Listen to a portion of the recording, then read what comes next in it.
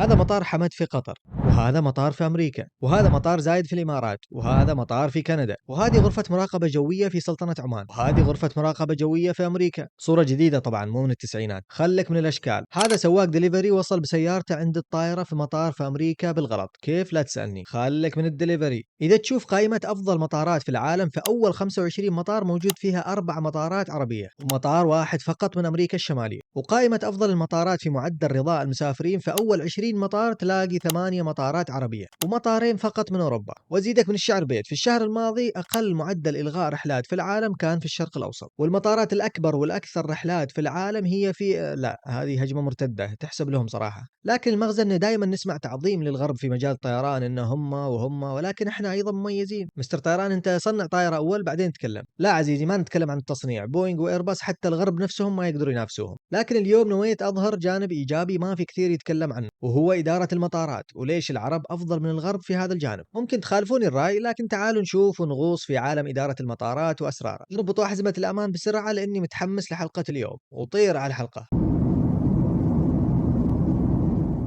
سلام سلام عشاق الطيران، هل تعرفوا أن مقارنة المطارات خطيرة؟ كيف يعني خطيرة؟ المنظمة الدولية للطيران المدني الآيكاو تقول لك هنا أن المقارنة بين المطارات صعبة وممكن تكون مضللة بشكل خطير، لأن كل مطار له مقاييس الخاصة حسب حجم وعمليات المطار. يعني لا تقارنوا المطار ككل، لكن اختاروا جانب معين تقارنوا فيه. عزيزي المستمع، استخدم هذه القاعدة مع أهلك لما يقارنوك بولد خالتك، مقارنة مضللة بشكل خطير. المهم، عشان كلام الآيكاو هذا، في حلقة اليوم بنسوي شيئين. أول شيء عشان يكون الموضوع أوضح، بنختار أكبر أسواق طيران من الطرفين، يعني بناخذ الخليج من العرب ونقول للغرب جيبوا أقوى واحد عندكم، أكيد بيجيبوا أمريكا. فهذا أول شيء. ثاني شيء بنقارن بجوانب معينة في إدارة المطارات، يعني أهم جوانب مو كلها، أو ما يسمى بالكي بي آيز. ونبدأ بالنتيجة 0-0 للطرفين، ونشوف النتيجة في النهاية. نبدأ بتجربة المسافر، وهذه تقيسها بأمور مثل رضاء المسافر ووقت الانتظار في المطار، والنت بروموتر سكور اللي هو لما يسألك من 1 إلى 10 ما احتمالية أنك توصي فينا لصديق. المهم يقول لك يا عزيزي 75% من المسافرين من أمريكا يوصلوا إلى مطار أفضل من اللي غادروا منه في أمريكا. طيب جيبوا مطار جديد عندكم يا أمريكا، نقول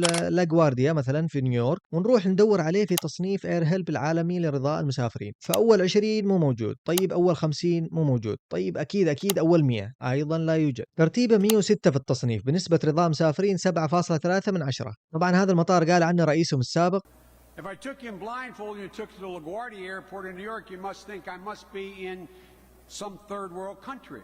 وجددوه ب8 مليار دولار، ومع ذلك رضاء المسافرين مو كبير. في نفس التصنيف في الثلاث الأوائل مطارين عربيين، حمد والرياض. والأفضل في أمريكا الشمالية كلها مو مطار أمريكي، مطار بنما الدولي. وأيضا وقت تخليص المسافرين في المطار مهم، مثلا هذا مسافر أمريكي في مطار زايد الدولي في أبو ظبي، شوفوا. So I'm currently at the new Abu Dhabi airport, and this airport's insane. But look at how you check in.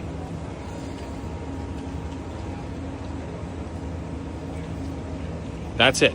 That's all you do. You just scan your face, and it gets you checked in. US, catch up. Catch up. أكيد بينبهر لأن عندهم طوابير التي اس اي وغيرها. فمطارات مثل أبو ظبي وقطر ودبي وصلت إلى سرعة عالية في التخليص، قد توصل أحيانا إلى 10 دقائق فقط. وهذا كله وما دخلنا في أمور الدلع في المطارات، مثلا لما يشوفوا جيم واستجمام في مطار دبي أو مسبح في مطار حمد ويستغربوا، لأن فعلا مثلا مطار شيكاغو من أكبر مطارات أمريكا يقول لك ما في حتى مكان لألعاب الأطفال. وهنا النتيجة 1 للممثل العرب و0 للممثل الغرب في تجربة المسافر. أصلا المفروض الخليج يبدأ متقدم ب1، لأن عندهم مستر طيران، أمريكا ما عندهم مستر طيران. لا هنا تكون مضللة بشكل خطير، والأيكاو يزعلوا. ثاني شيء الكفاءة التشغيلية، وتقيسها بالعادة بالأون تايم بيرفورمانس والتيرن اراوند تايم وغيرها. وطبعا أهم أشياء المطارات تتفاخر فيها في هذا الجانب هي 3 أمور: كم عدد المسافرين، وكم حركة الطائرات، وكم كمية الشحن الجوي في مطارك. والهدف التشغيلي تقريبا هو واحد في كل المطارات، اللي هو البروسيسنج تايم، يعني وقت العمليات عندك يكون أسرع شيء ممكن. فالخليج وأمريكا اثنينهم يخدموا عدد كبير من المسافرين، ولكن إذا أخذنا أشهر تقييم مطارات في العالم سكاي تراكس، بنشوف أنه في آخر 10 سنوات دائما في مطار أو مطارين عربيين في ال25 الأوائل، و0 مطارات أمريكية. والسنة الماضية 4 مطارات خليجية موجودين و0 مطارات أمريكية. طيب خلك من سكاي تراكس، نشوف مثلا نسبة أمتعة المسافرين المساء التعامل معها. متوسط العالم 6.3 لكل 1000 مسافر، في أمريكا 5.8، وفي الشرق الأوسط كله مو الخليج بس 4.5. يعني من أفضل المناطق في العالم اللي ممكن ما يصير شيء لشنطتك في المطار. وغير أنه في شهر 7 الماضي أقل نسبة إلغاء رحلات في العالم كانت في الشرق الأوسط بفارق كبير من أمريكا. وأصلا يقول لك واحدة من من كل 4 رحلات في أمريكا تتأخر. وغير تصميم بعض المطارات الغريب اللي يخلي الازدحام والتأخير أكبر، مثل مطار لوس أنجلوس بتصميم حدوة الحصان اللي مخلي الدخول والخروج من المطار صداع. وحتى لو جينا نشوف المراقبة الجوية، هي عاد المراقبة الجوية في أمريكا هذه تحتاج حلقة لوحدها، لكن باختصار يقول لك عندهم نقص حاد لدرجة أن 95% من أماكن المراقبة الجوية شغالة بموظفين أقل. ومؤخرا اضطروا يقللوا الرحلات في مطار مهم مثل نيويورك بسبب قلة المراقبين. عربيا عندنا نقص نوعا ما، لكن ما يوصل مثل أمريكا، والنتيجة 2-0 للخليج، ونعطي أمريكا نص بحكم أنهم يخدموا عدد كبير جدا من المسافرين حتى لو أغلبهم رحلات داخلية فقط.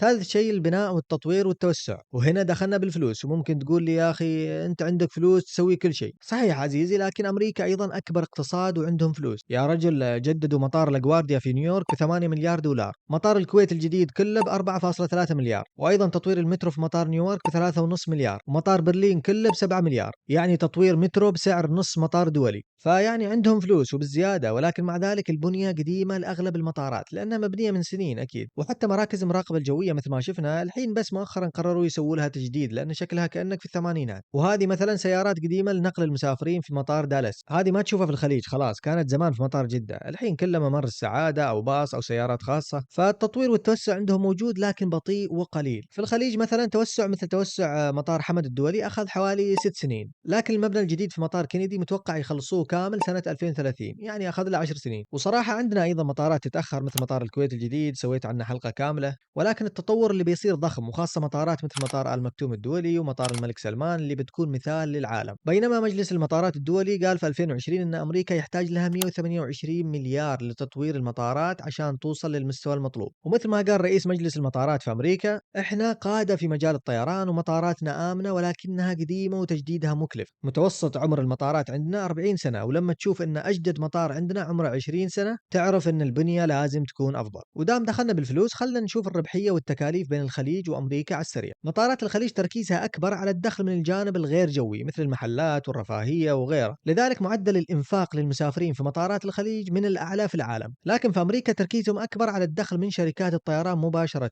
ومركزين على أمور غير جوية مثل المواقف. تخيلوا 34% من دخلهم يجي من رسوم المواقف. ولما نشوف قائمة رسوم المطارات لأغلى 50 مطار في العالم، مثلا مطار دبي اللي هو الأزحم في العالم في المركز 43، بينما مطارات أمريكا مثل كينيدي ولوس أنجلوس في المركز الخامس والسادس، يعني أغلى للمستخدم. يعني مستخدم مطارات الخليج يدفع أقل نسبيا من مطارات أمريكا مع أن مرافقهم أقدم. وهنا تختلف طريقة تحديد الأسعار من مطار لمطار. في الطيران في 3 نماذج للتسعير، نموذج أحادي ومزدوج وهجين، ما بندخل فيهم الحين. وإذا رحنا للربحية باختصار، إذا أخذنا أزحم مطارين في الجهتين مطار دبي ومطار أتلانتا، في 2023 دخل مطار أتلانتا كان 1.5 مليار، ولكن مطار دبي كان 3.4 مليار دولار، يعني تقريبا الضعف، مع أن عدد المسافرين في أتلانتا كانوا أكثر. فيعني مطار دبي يكسب متوسط 40 دولار من المسافر الواحد، ومطار أتلانتا يكسب حوالي 15 دولار من المسافر الواحد.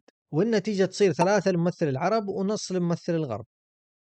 آخر جانب بنشوفه هو السلامة والأمان، مع أن أغلب مشاهد حوادث المطارات نشوفها في أمريكا وما نشوفها بكثرة في الخليج، لكن اثنينهم متقاربين في معايير السلامة مقارنة بالعالم كله. الخليج مثلا في الرقابة من الآيكاو يحصلوا نتيجة عالية في الالتزام بالمعايير، الإمارات والسعودية وقطر غالبا تحصل 97-99%، ودائما منطقة الخليج تكون أعلى من المعدل العالمي. مطارات أمريكا أيضا تحصل نتيجة عالية لكن مو مثل الخليج. فمثلا إذا أخذنا كم مرة صار دخول خاطئ لمدرج في أمريكا، في 2023 تقريبا 1700 دخول خاطئ، بينما في الخليج ما تتجاوز 50 دخول خاطئ. لكن هنا لازم نقارن كمية العمليات، لأن عمليات الطيران والحركة الأرضية كبيرة جدا في أمريكا، ومع نقص في المراقبة الجوية أيضا فتكثر الأخطاء. وأيضا الاستجابة للطوارئ جيدة في الطرفين، ولكن أتوقع عندنا أفضل بشوي، لأن مثلا في المراقبة الجوية الفترة الأخيرة اللي صار فيها عوائق في الأجواء، المراقبين الجويين في الخليج أداروا الأجواء بشكل مناسب مع كل الضغط اللي صار. وحتى استجابة المطارات، مثلا الأمطار اللي صارت في مطار دبي أو مطار جدة كانت تعافي بوقت قياسي، مطارات ثانية جاها أقل من هذه الأمطار وسكرت الأسابيع. والنتيجة تصير 4 للخليج ونزيد أمريكا نص، لأنه مع بعض السلبيات لكن سجل السلامة عندهم جيد نوعا ما. والنتيجة النهائية 4-1 لصالح ممثل العرب الخليج.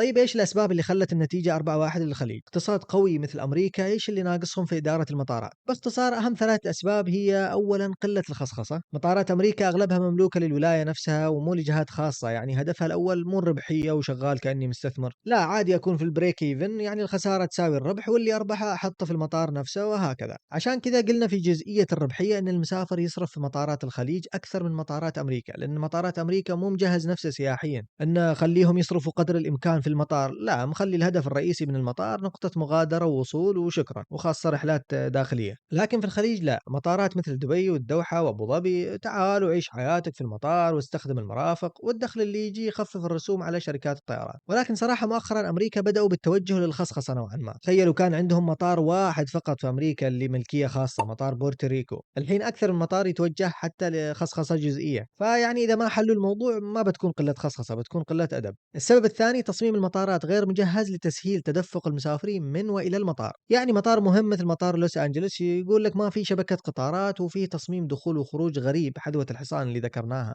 وشوف الزحمة والاختناق اللي يصير، طبعا أغلب الناس يجوا بسياراتهم بحكم إنه ما في تسهيلات مواصلات عامة كثيرة ويوقفوا سياراتهم في المطار، وهذا هو الشيء اللي عاجبهم في أمريكا لأنه يدخلوا 6 مليار سنويا من المواقف فقط، مبلغ مهم ما بخلي كله قطارات وباصات واخسر هذا المبلغ، خلهم يجوا بسياراتهم، يعني مثلا مطار ميونخ في ألمانيا 44% من المسافرين يجوه بالقطار، مطار نيويورك في أمريكا 16% بس اللي يجوه بالقطار، نفس المترو اللي قلنا طوروه بسعر نص مطار، فيعني تصاميم المطارات قديمة مثل ما ذكرنا وتجديدها مكلف جدا ولازم تسكر جزء من المطار وتخسر داخل وحفلة. في الخليج طبعا عدد المسافرين اليومي أقل من أمريكا فممكن يحصل زحمة في ساعات الذروة فقط، ولكن مطار دبي اللي هو الأزحم والدوحة مثلا فيهم مترو وباصات وكله، مطار دبي الحين بيضيف حتى تاكسي طائر، والمطارات اللي ما فيها قطارات في الخليج مثلا مسقط مجددين المطار ومرتبين موضوع تدفق المسافرين من وإلى المطار. والسبب الأخير هو الضغط العالي في أمريكا، يعني الطلب أعلى من العرض، عندك ما يقارب 3 مليون مسافر يوميا، يعني ممكن 5000 طائرة تكون في أجواءهم في نفس الوقت عادي، وصحيح عندهم مطارات كثيرة أكثر بلد فيه مطارات لكن يظل عدد كبير من المسافرين ومتكدس في بعض المطارات، فأي شيء بسيط ما يبين في مطارات برا أمريكا يبين بشكل واضح ويصير صداع في مطارات أمريكا، لكن المفروض أنتم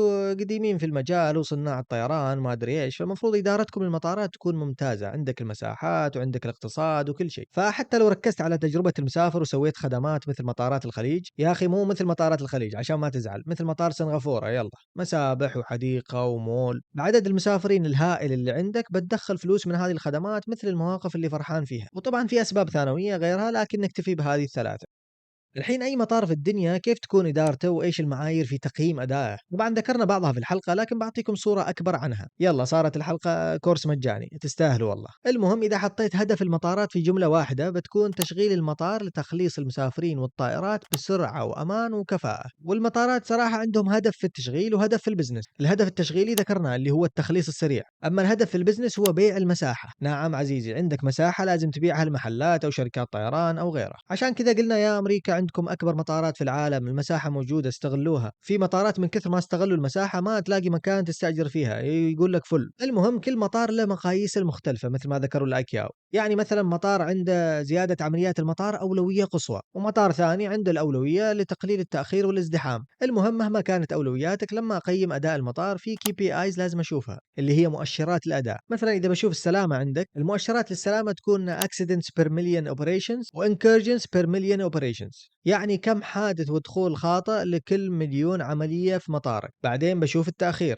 المؤشرات للتأخير تكون مثلا delay per hour أو per operation، بعدين أشوف الإنتاجية، المؤشرات لها عدد المسافرين والطائرات والشحنات لكل موظف أو لكل متر مربع من مرافق المطار، بعدين أشوف الربحية، المؤشرات لها تكون مثلا cost per aircraft movement أو per passenger أو per ton of cargo، يعني التكلفة لكل حركة طائرة أو مسافر أو طن من الشحن، وأيضا revenue per passenger الدخل من المسافر الواحد، وأيضا ال ROI اللي هو العائد من الاستثمار في المطار. طبعا هذه المؤشرات اللي شفتوها مو خلاص قرآن، لأن بعض المدراء تشوفه يطلع عين الموظفين بالمؤشرات هذه، فعادي ممكن تتغير حسب الأهداف، لأن بعضها ممكن أحيانا يكون مضلل وما يخليك تحكم على الشيء بشكل واضح، يعني مثلا تحط مؤشر أداء رئيسي لك كم ساعة أقضيها في الجيم في الشهر، طيب نفرض انك تروح الجيم لكن تتمرن خطأ او ما تتمرن، تروح سوالف وعلى التليفون تتابع مستر طيران وترجع البيت، فالتزمت بمؤشر الاداء لكن هذا مو المؤشر الصحيح اللي بيوصلني لهدفي في الجيم. فبالمقارنة اللي سويناها اليوم بين الخليج وامريكا حاولت قدر الامكان اشوف الجوانب والمؤشرات المهمة، واكيد عارف في مطارات عربية سواء في الخليج او غيره لسه مو بالمستوى، ولكن الصورة الكاملة للمطارات افضل، وامريكا برضه عندهم نفس الشيء. والاهم يا عزيزي ان الغرب صاروا يشوفوا بعض مطاراتنا كمثال لهم لشكل المطارات الحديث، انها تكون مدينة مصغرة تدخل فلوس ومو بس نقاط مغادرة ووصول. اعطوني رايكم في التعليقات ونشوف اذا تخالفوني الراي او لا. اشوفكم في حلقة جديدة، سلام.